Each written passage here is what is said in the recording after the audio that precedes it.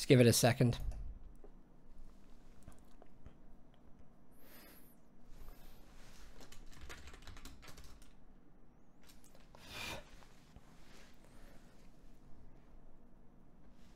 Matt, are you muted?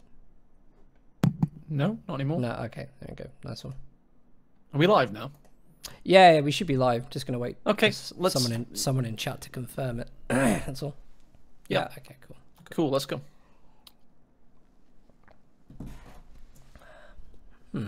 Interesting. All right. Let's get on with it. Hello, everybody. Welcome to the third game of this series. We have a new map. It is Crossroads, and on the south side, playing as the USF, it is going to be Theodosios. And on the north side, it's the Doctor of Death and Destruction. It's Aimstrong himself, hailing from Denmark, playing as the Wehrmacht, queuing up his traditional MG Grenadier build. Dan, this is going to be a hell of a deciding ace game in this best of three, round two, to see who gets to play Von Ivan in the quarterfinal.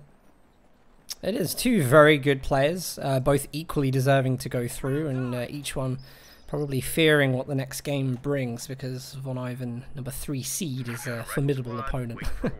I have just fixed the scores on screen for anyone that's wondering. Slight failure with the streaming stuff. We'll need to rebuild it after this game, but we'll be fine. It's not as dramatic as it sounds. He needs to put some assets on one of the seeds. I lost all the overlays. It's that bad. It's fine. Well, yeah. Should have tried that stinger. It was too powerful for your CPU. And this is pretty hyped. This is who gets to face Von Ivan. It's who wins this game. We've got the MG42 of Aimstrong, as aggressive as usual, with the Grenadiers spearheading the attack in the west. One of the things I really like about Crossroads, there are so many ways to play this map, and where Aimstrong is going kind of indicates to me he's just going to build up, defend one area, and then push out. It actually gives Theodosios a lot of time to cap a lot of resources. But I think actually USF might be less aggressive when Osted do have that defensive block, and it maybe stunts the kind of great flanking that USF can get done in the early game. So maybe not a bad choice for Aimstrong here. Interested to see he's building up his defensive positions, sandbags, wire. Yeah. It's certainly the most balanced map in 1 versus 1 at the moment, and statistics prove that, as ardently shared by the map designer himself, White Flash Rebel.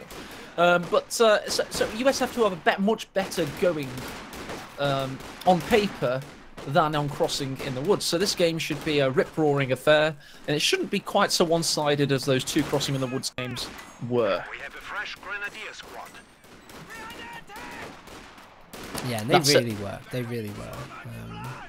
Thinking back to it, very Osted favoured in that sense.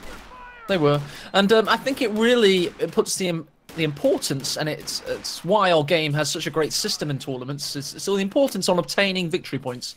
So the win, really, if you're thinking about it, for these two players in particular, was that Aimstrong was able to get 15 more victory points than his opponent on the game that he won, and that's pretty good going. Interestingly, did Aimstrong have the coin toss for the start of this series? Yes, I've mentioned that 5 times. Oh, okay. It's he had faction. Oh, sorry, my bad. No, the coin toss. My bad. Sorry, somebody just pointed out the obvious in chat, and it annoyed me slightly. And then you asked who had the coin toss. I can find that out for you. Hang on a second.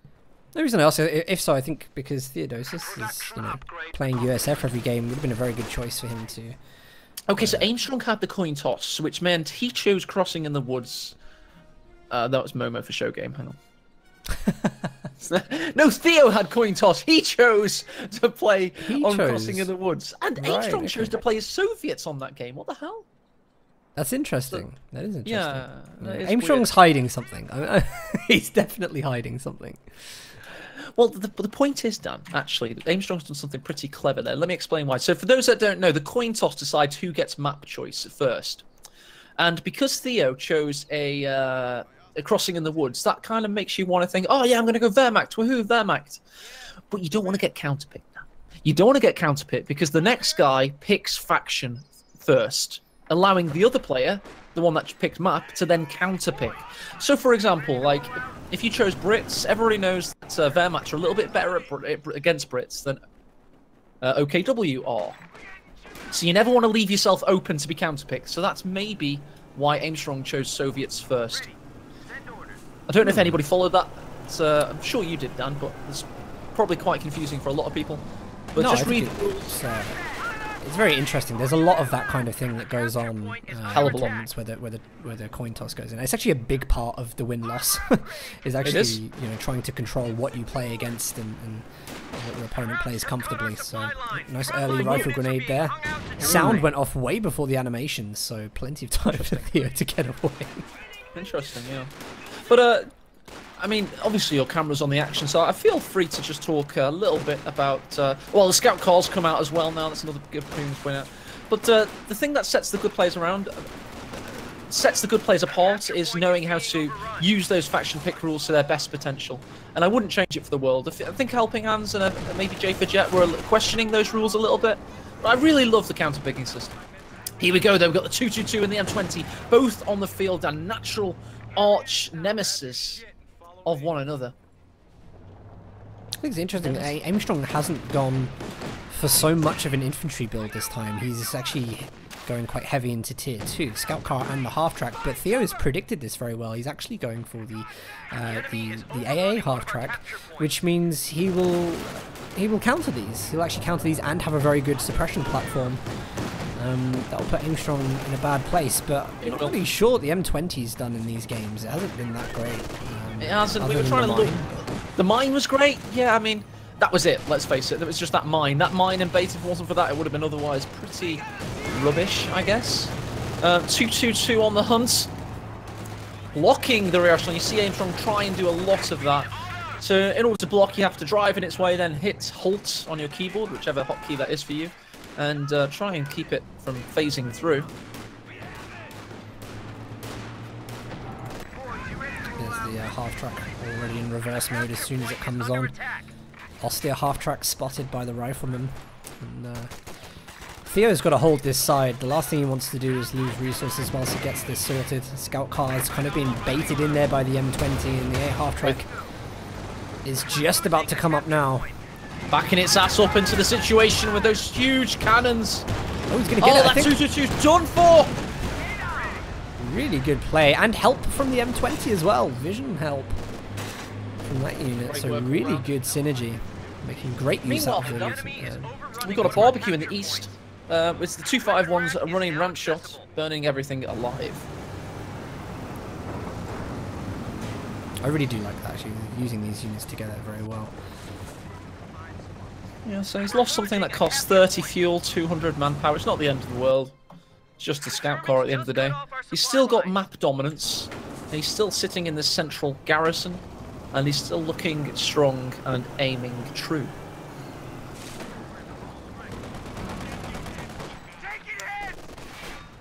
In an insane fashion. I think it's interesting though, because having those vehicles on the field with the infantry presence they get just from teching, having the lieutenant come out. There's a strong army value on for Theodosios right now. Actually, it is backed up with the units he's got. He's got a great suppression platform with this A half track. I can't even say. It allows him to just, now that he's gone up on the left, and he really could sit there and sit on the resources for a while and take a sizable advantage. You know, there's a unit occupying house in the center, which makes things even worse because he's a unit down on the field. You have to pivot around that point so much as the southern player, and it means you have to go past that the Grenadiers so much. Here comes the 251 Flammenwerfer to swing the tide of battle there. Is that going to kill his own guys? I'm not sure. I don't think it's friendly fire, or it's very minimised. Might be like 0.25%. Where's Cruzy when you need him? But he's always there when you don't need him. He's there whenever you miss any statistic, but when you actually want to know. Exactly, yeah. So, let's just keep an eye on the battle. But to be honest, Theodosios is rebounding now. He's got both fuels into his control.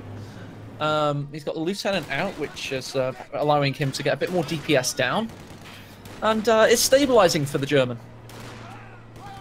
the German nationality playing as US, I must state. This is the one thing that Theodosios is, in fact, in all the games I've seen, he's been a little bit late on the retreats, and I swear he's doing something funny with kind of queued commands, because his units just appear to run sometimes. They appear to run beyond the engagement. It's not a attack move, it's just like a click move. And I've seen it a number of times now, and actually it was the result of a couple of squad wipes in the previous games, so something fishy going on there that Aimstrong can take advantage of.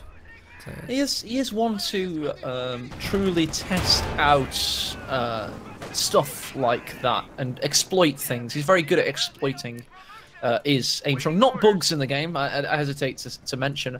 More just abilities and such. And the most famous example of this, it isn't the only example, there are lots, but the most famous is, of course, the Centaur in OCF. Everybody will probably say, oh, I could have used the Centaur and won that tournament. But you didn't, did you? You know, Aimstrong did. He won $2,000 doing that. And there you go. But nobody else was using it. So he was the only person to figure out just how OP that unit was and think, oh, I'll just build that all the time. GG, easy game. Some action going down here on the southeast at the moment. Trying to force away the AT gun. And when that does get forced away, the A half-tracks coming in to muscle up against the MG.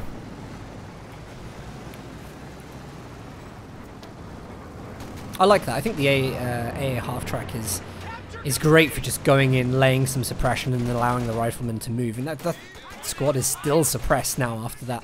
And it could literally just rock up, suppress, and then move away. Look at the lasting effects of that suppression. It's so long, and it just allows these infantry to take so much map control. It's an amazing unit for that, and very well played by Theo, moving it around in the field. Theo's smaller decisions, Dan, are really starting to add up now, because his KD is actually...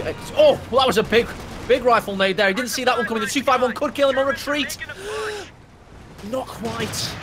Oh, and he gets the half-track as well with the bazookas! Big hit! Really big hit. And that was the one thing keeping Aimstrong in control.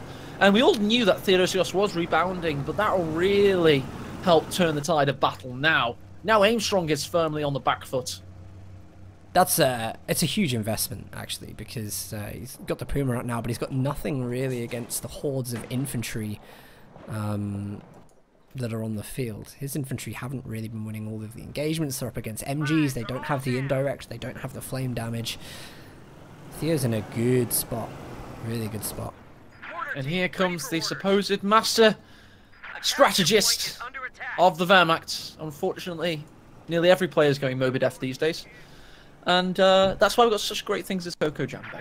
It's a $50 reward to anybody that doesn't go the meta and does something dramatic in a post-round 2 battle. And the Stone Tiger Gaddafi is out there watching. I think it's like how we see with Love Nest. I do feel that unique strategies tend to prevail. They can do. Definitely seen that before. It's like, actually, I remember during King of the Hill when Love Nest kind of muscled his way back in. In one game, he basically set a tier 3 meta for Soviets that was just like a play nothing but tier 3. And, you know, actually, that kind of thing, when it surprises people and they don't know how to counter it, can be very, very powerful. You want to throw your opponent off kilter, and going something that's non-meta really helps that. Mortar with some huge shots in on this grenadier has to evacuate the premises. Puma's done nothing so far. Very much a pointless Puma rather than a panic Puma. He's putting way too much focus on the right-hand side. Actually, Aimstrong isn't defending his resources at all. He's just trying to find some shots. Puma's actually going to try and ground attack through the hedgerow, and Theodosios is wise to it. Very wise to it, and that's an excellent hedgerow for attack grounding. It's most attack grounded through hedgerow in current company eras too. Calling a squad wipe. Oh. Well, there you go. You just lost your chips. Could have been. Probably should go home now, Dan. You're drunk. Oh, nice LMG usage there, and he's also got an attack move on this mortar. Or has he changed his mind? Well, he can't take it. He's got a 3-man grenadier. Of course, he's going to destroy it. Whilst he's also pushing away the A half track. Here comes the rifleman. Are they going to try and take the mortar back? Yes, they are. just about keeping it in their view there. Aimstrong's battling back again, Dan. I mean, do you want to use the AE cliche? Want to try and go for it? Trifecta? No, there's so many. It's back and forth, ebb and flow, to and fro gameplay. It's all over the place. There you go. That was the noise at the end of the Alan Partridge episode, you know, after the credits. I don't need you to go, guys. I should just get like a CD, you know, like a buzz button. Like, what's the Stream Deck thing? You know, just load it with. Oh, it's Rocket Artillery Genocide! Every now and again, I come out with something new. I do tend to have a repertoire. Tit for tat gameplay. Let's say tit for tat. Well, we could then add that in, but it has to be an odd number. It can't be an even number. Maybe get up to 5 things. I love this, by the way. Telemine by the revolutionary scout car, which is a nice one. Just on the left, just below the left VP, strategic point there. Theo's going for the Sherman again. I don't get this. I really don't get this. In my opinion, the Jackson is just so good. Maybe he feels like he doesn't need it right now, but he wasn't even using the Sherman with the high explosive rounds in the last game. He was using the armor piercing, even against infantry. So I was kind of wondering what the benefit is. Puma's being a lot more prevalent now with its excellent penetration there on the M20. Oh, AT gun is really in a bad position here. Has Theodosios spotted it? There's nothing to defend it. There's nothing around to defend that. Aimstrong is too occupied on the right-hand side. MG set up though. He'll be okay. He'll be okay. He's all right. I don't know. Meanwhile, AA half track is in a bit of jeopardy in the east. Another Pat 40 round a Puma round goes in.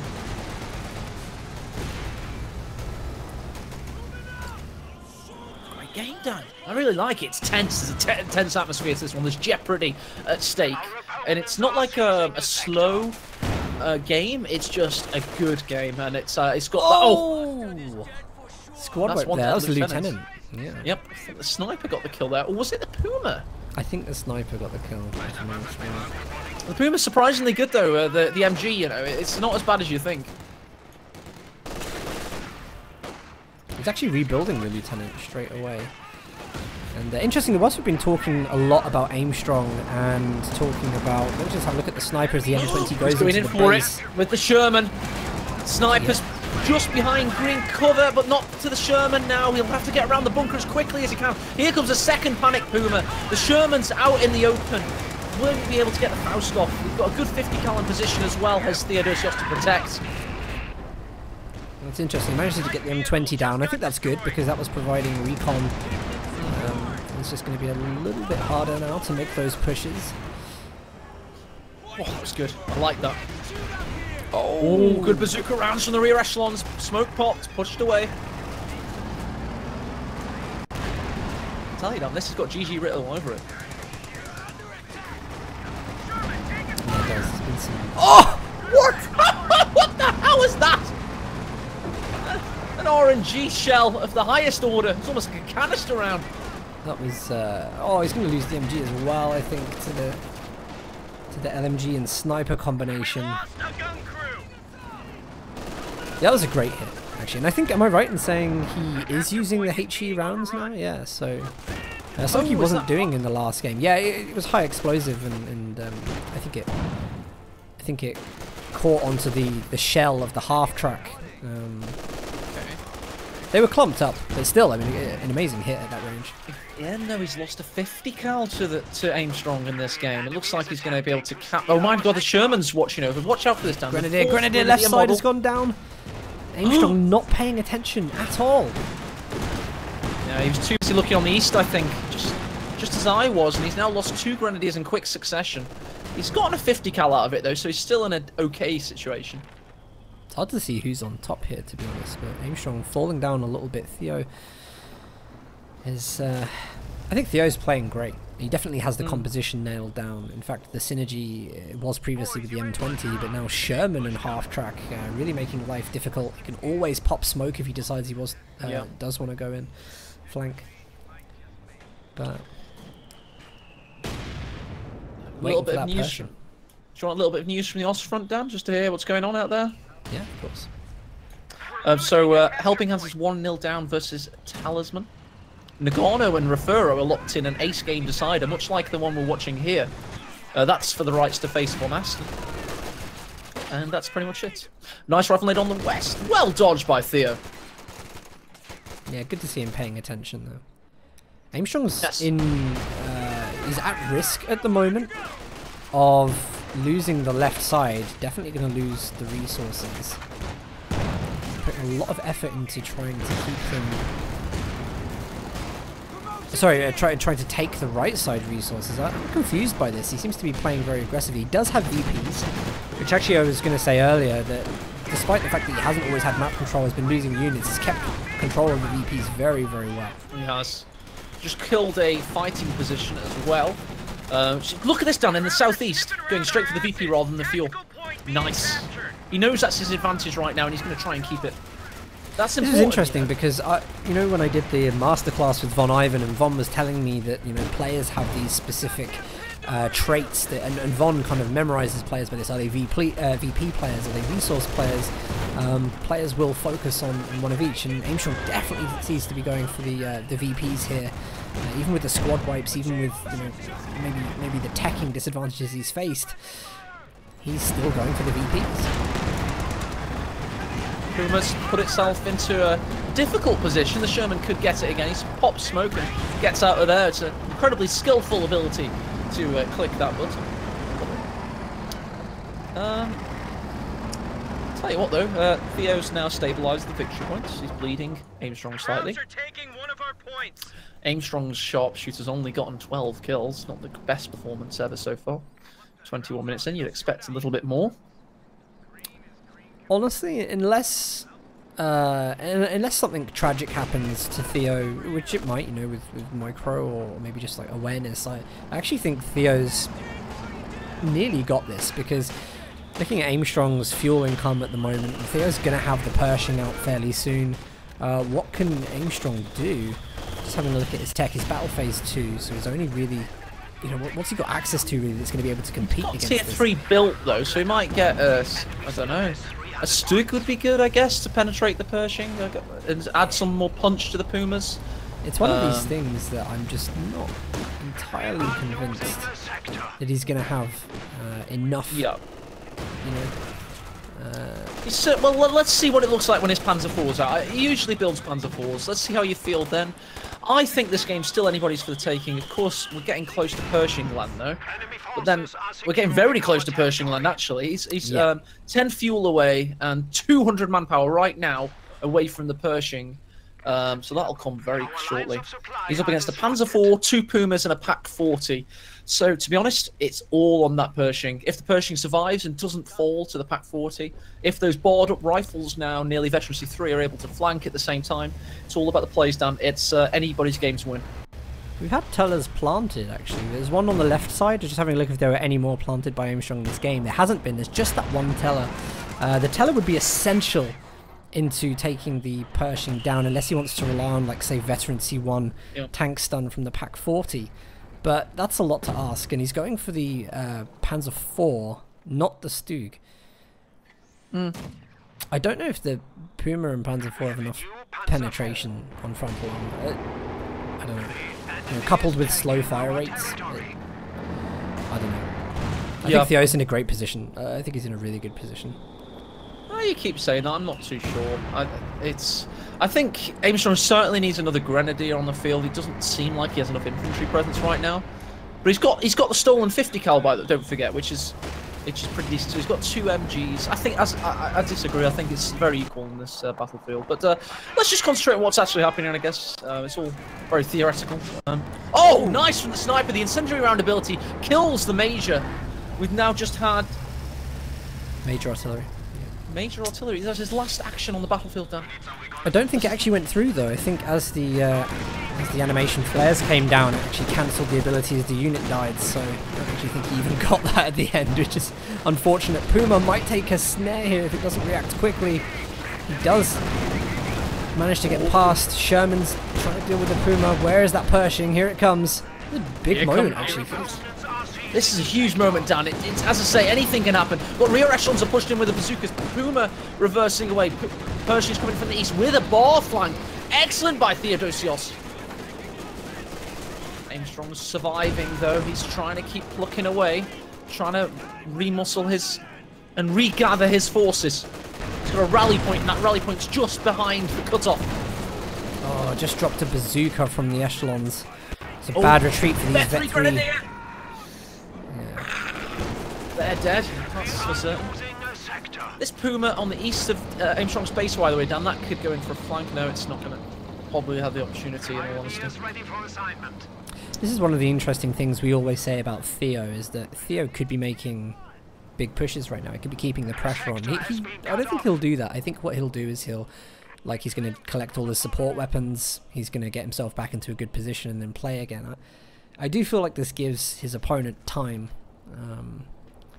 Too much time, especially someone like Aimstrong. Yeah. With the inherent comeback mechanics of Company of Heroes, of course, the upkeep costs decrease and you're able to get more manpower per minute when you've lost a lot. And stuff like that, there's about 3 or 4 inherent comeback mechanics. You don't want to let off your opponent, really. You want to keep on them. And when you've got a full health AA half track and a full health Pershing, you want to be a bit little tiny bit more aggressive. And me and Dan mention it all the time. And you might be thinking, well, Dan's a 120 rank US player, AE, you're barely 300 rank. How dare you criticize the great Theo? But don't forget, Dan and I have been casting the best 10 players in the world in ever-increasing variations of those same 10 players for the past 3 years continuously. So we kind of do spot patterns. Pershing that was a big shot. There's something about that VP. Sorry, that strategic point. If you're within that zone, vehicles will kill your squad. It seems to be a given. No, but I think you're right, by the way. I think actually the interesting thing about casting all these players so regularly is that we know their weaknesses. We've seen it so many times. We could probably tell them a lot they could use to to kind of expand. Shame they never pay us for coaching, Dan. That'd be good. I know. We get to win all this money and you just get to watch it and have fun. I suppose it's a good deal. I'll take it, it's fine. But let's focus on the task at hand, because at the moment it seems like Theodosios is a pack of sharks, and those sharks are the Pershing, they have half-track, the Sherman, and these 3 veterancy, mixed veterancy riflemen, all with Browning automatics. They keep circling in, taking bites of Aimstrong's underbelly, and like a stricken whale, he's bleeding out. This is interesting. The Pumas. Oh, look at that! They should be able to clear up that half track, I would have thought, because the Pershing's going to block it in. Oh, but here comes the Sherman. Doesn't matter about the pop smoke because it's from a different angle. However, the more healthy Puma's got a good shot in. But there's nothing helping out thanks to a very nice Veterancy 2. Oh, he's brought the Pershing back in. I love that. Ground attacks. Lining it up. Unsuccessful. That was really good, actually. It's really good he brought the Pershing back in to help in that engagement. The echelons with the bazookas. And I love this with the veterancy, the 5-man squads. Make it even better for pushing up the field. And getting the first couple of shots off, even if they can just land a bazooka hit or 2 against the Pumas, completely change the face of that engagement every time it happens. No, VPs are dead even. Oh, they are. And that's why this game's got legs. We've got a Panzer IV coming out. We've got a Veterancy 2 Pack 40. Don't forget how much better AT guns get with Veterancy in this game. Improved rate of fire, a little bit better accuracy, and then, of course, he wants that Veterancy 3 penetration bonus. So that's a good ace in the hole. Don't forget as well, he's got a Veterancy 3 MG42 and a Veterancy 2 50 cal.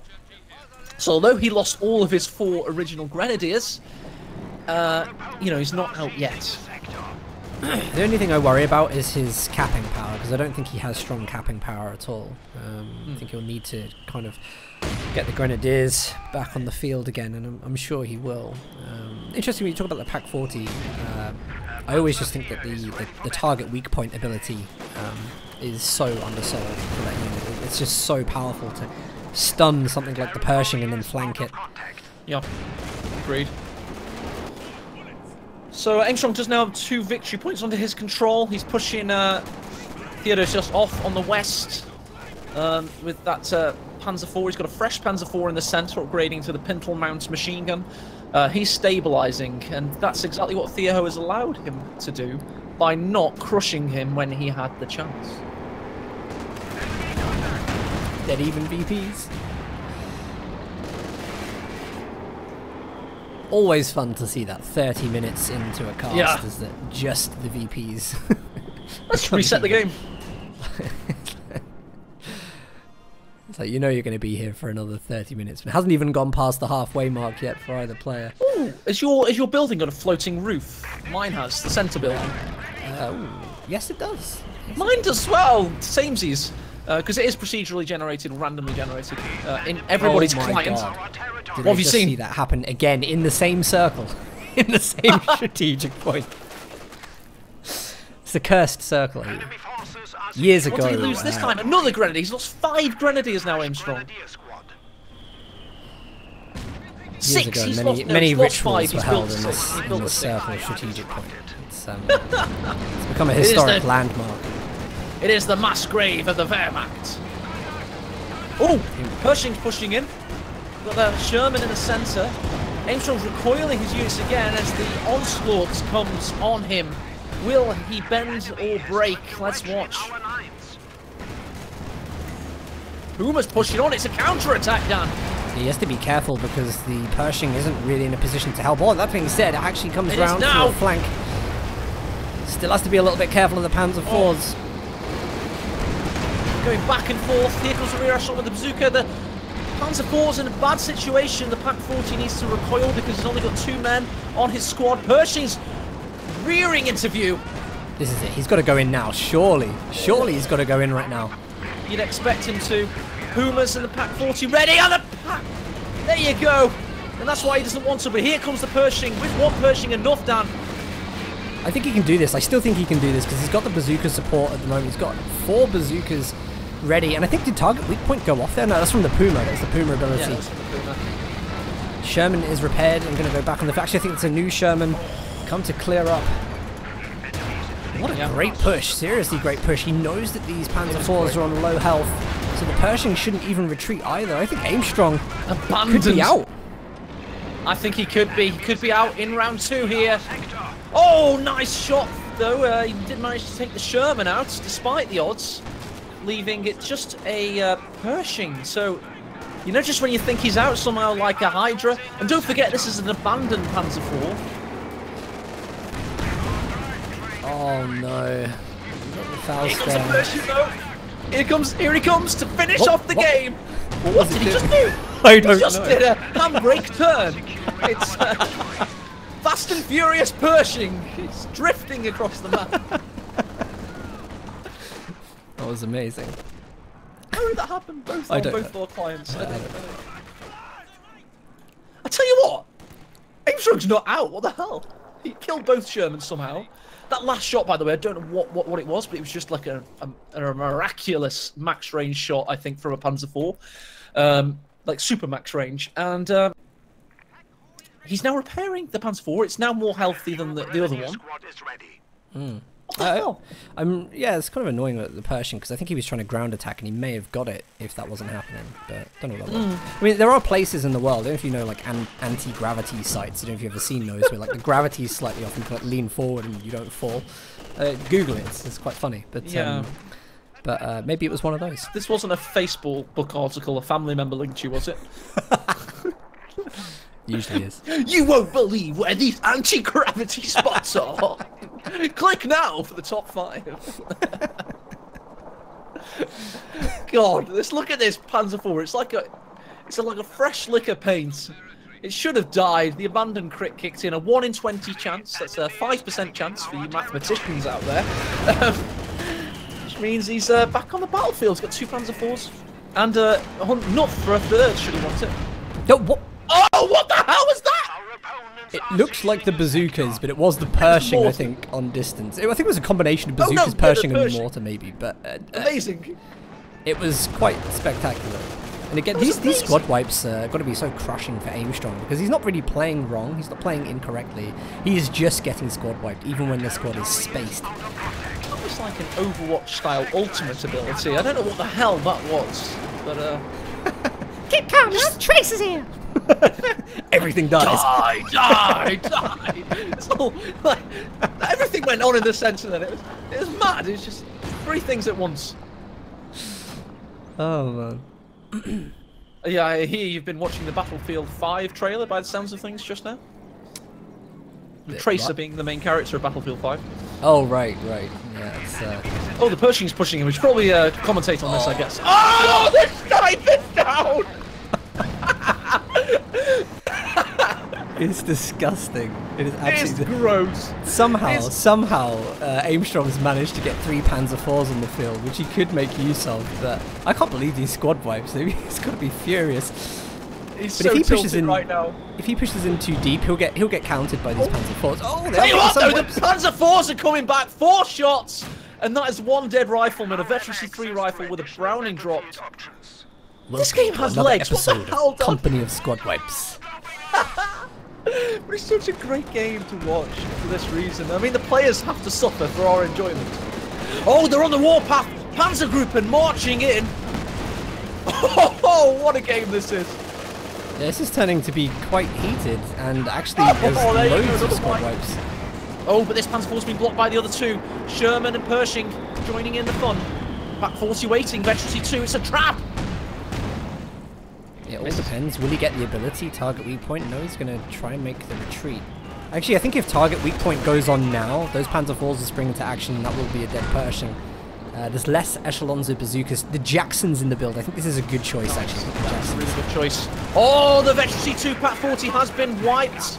Panzer IV's push in. Is this a bad decision? It certainly looks like it. Desperation move from Aimstrong. He's trying to get around the rear side of the Pershing and the Sherman, but he wasn't able to do so. A poorly calculated assault, it would seem. Yeah, I think that is it. Oh, great ground attack through the smoke. Wombo combo. And, yeah, do you know what? There's enough VPs for Aimstrong to give this a go. But, I mean, for a Vet 3 Pershing, this thing can pretty much front itself on the field now. It was throwing grenades, you know that. So, Wow. it's doing well. Is that a veterancy, I think, isn't it? The crew will defend the tank with grenades, because it was preemptively throwing grenades at units on the VP. You just think it can already wipe squads pretty efficiently. Yes, exactly. It's a true sign of relic. There it goes. There it goes. Qualities. There's the grenade in the Amazing. center, and poof. Hey, that's brilliant. What design? He's cancelled the Jackson for another Sherman, by the way. He doesn't need it. But what design? I mean, B Relic, B 2014. You're designing the USF. Right, we've got this tank that can kill an infantry squad with 1 shot. What do you think it needs next? I don't think that's exciting enough. Dan, have you got any ideas? It needs to be able to throw grenades automatically at no resource cost. Incredible. To defend itself. I do want to point out, it's not defending itself. They're opening the hatch and throwing them preemptively as they go into engagements. That's like, you know, kicking a child. I had to do it to defend myself. He was going to bite my legs off. He was 2 years old. I don't care. Oh dear. Aimstrong's still giving this a go. I think actually one decision he's making here that might be good is the Stug. I think that actually might work out being a good decision. It penetrates the Jackson relatively well, so... It needs to stay alive though. I mean, It does, yeah. it really does. And it's very, very flankable. He's got his Pack 40 back at least, but literally he's going to have to play very defensively for a while. What? Oh, smoke, okay. I thought that was a grenade. I thought that was a Pershing grenade then. But no, indeed. Stug with a good shot in on the Sherman. Sherman on the run. Outmatched by the Stungerschutz gun. That's an old meme in the community. There's that. Thank you, Dan. Cheers to that. I didn't feel increasingly old, but don't forget, you're always only 1 year behind. I'll take that.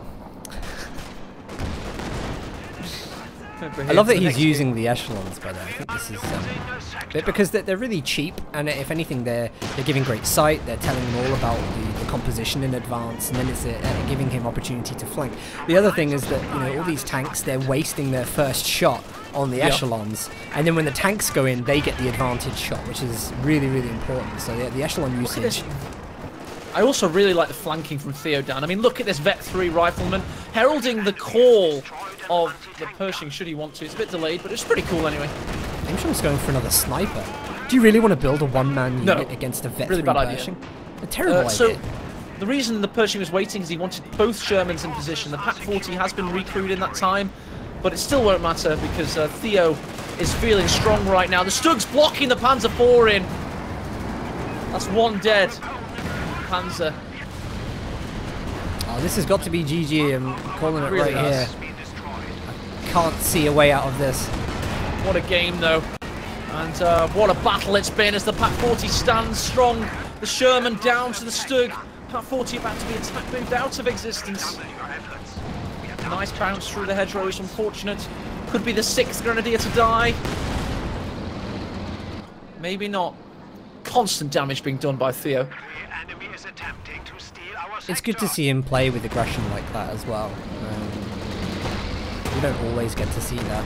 I mean, this is his playstyle. He plays carefully, do you know what I mean? He just keeps letting the opponent build up and then breaking everything again. In a way, it's its own psychological game. I quite like it, but Aimstrong's got to be feeling, you know, every time he's built back up a little bit, he's just had it smashed to pieces by pretty much this one unit. 44 kills on the Pershing. Stug's going in for the kill. Yeah, that Pershing is an absolute Terminator down. 44 kills is insane. A great comment by ICAB in chat. I call him that because he's a very clever chap. He says, these high-level games are making mobile defense look like a joke, and I agree. Everybody's worried in GCS that mobile defense spam would be the meta, but you're not taking into account the tournament setting and the elite, highly trained player contingent. That means what you've seen in auto match doesn't necessarily mean it'll count. You'll see a lot better play and a lot more usage of the full potential of a faction.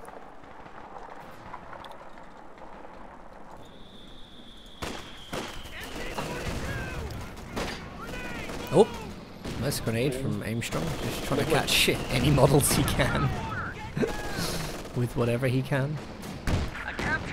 Talamine laid as well on the retreat path. Pershing's just like, it's like target practice. I don't know why you're reacting. Is that exciting to you? Is that not just like the Pershing he retreated? Like, he retreated just as he fired, so there's a squad. There's a squad of Grenadiers on the left. Okay, traverse over there and take them out. It's another day in the life of Mr. Pershing as he then destroys the Stug. It's just what the Pershing does, Dan.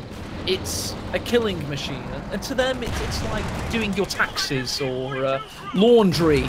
You know, it's just another day in their life. 49 kills. Oh, Telemines actually tripped the Telemine up there. 52. I blinked and there were 3 more kills for the Pershing. I've got to say, repair time on the Pershing is also very, very quick. Well, he has got 2 rear echelons, in fairness. They balanced the incredible abilities of the Pershing done very, very well, by the way. You have to repair it with a rear echelon. Clearly balanced it very well. 100% of US players will be going in this tournament, most likely. The last bastion of the call-in meta, though. And I think we know that...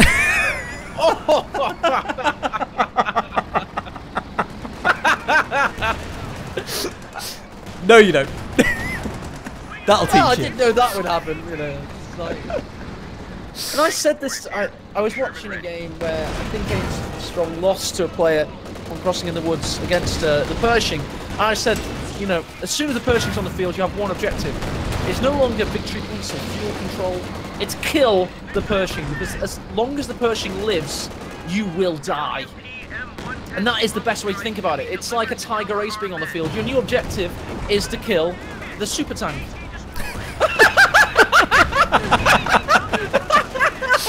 What is going on? What is going on?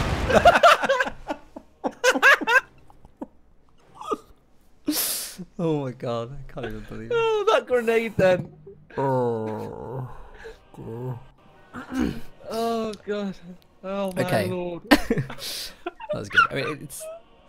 I'm gonna check Facebook chat with Aimstrong. I mean, congrats to getting it to Vet 3 and making it so powerful, though. But there we go, Aimstrong not through here. It's going to be Theodosios. Now, by the way, because I can't go back to the lobby at the moment, we don't have a lobby anymore. So we're going to need to go to a wait screen. I need to rebuild the whole stream. It won't take long. Do it quickly then. Yeah, I will. So it's going to go to a wait screen. I'll put some music on, and we'll be back very shortly for the next series. See you in a sec, guys.